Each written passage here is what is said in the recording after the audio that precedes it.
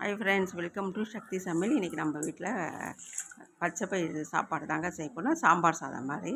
அதுக்கு எப்படி செய்யலான்றது பாருங்கள். ஒரு கிளாஸு சாப்பாடு எடுத்து சேர்த்திங்கன்னா அதே கிளாஸில் அரை கிளாஸ் பச்சை பயிறு எடுத்துக்கோங்க.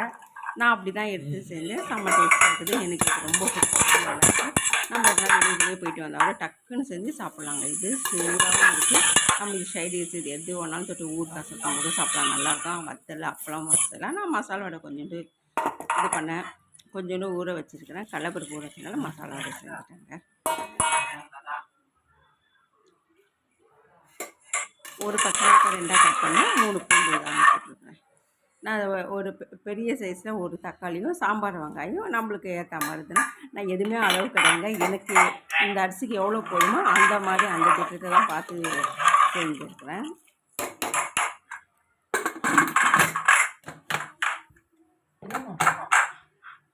ஒரு 3-4 விசில் போட்டுருங்க. நான் வடகறி செய்கிறதுக்கோசம் தான் கடலைப்பருப்பு ஊற வச்சேங்க. அதுலேருந்து நான் ஒரு 5 வடை சுடுற மாதிரி கடலைப்பருப்பு கொஞ்சமாக மாவு எடுத்துட்டேன். இது நைட்டுக்கு வடகறி செய்கிறதுக்கோசம் எடுத்து வச்சுட்டாங்க மாவை. இதுவே நல்லா ரொம்ப தலை வேணும்னா லைட்டாக கொஞ்சம் சுடுதண்ணி ஊற்றிடுங்க. தாளிக்கிறது வெறும் காஞ்ச மிளகாய், பூண்டு தட்டி போட்டு தாளிங்க, கருவேப்பிலை போட்டு கடுகு சீரகம் போடுங்க தாளிப்பு. நாங்கள் இந்த அளவுக்கு இருக்கட்டும்ன்ட்டு விட்டுட்டேன். இன்னும் நல்லா தலைன்னு வேணும்னா கொஞ்சம் சுடுதண்ணி லைட்டாக ஊற்றிடுங்க. ஆனால் சுடுதண்ணி ஊற்றா தான் டேஸ்ட் வரும். நீங்கள் நார்மல் தண்ணி ஊற்றிட்டிங்கன்னா அது டேஸ்ட் மாறிடும்.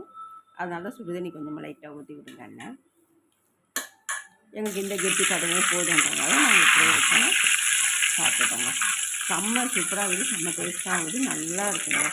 நீங்கள் டக்குன்னு செஞ்சு சாப்பிடணும். இது லஞ்ச் பாக்ஸு கட்டி கொடுக்கணுன்னா அது எப்படி இருக்குன்னு தெரியல. ஒரு சில டைமில் அப்படியே ஒரு மாதிரி கெட்டியாகிடும். சூடாக சாப்பிட்றதுக்கு செமையாக இருக்குங்க. நல்ல டேஸ்ட்டுங்க, செம்ம டேஸ்ட்டாக இருக்குது.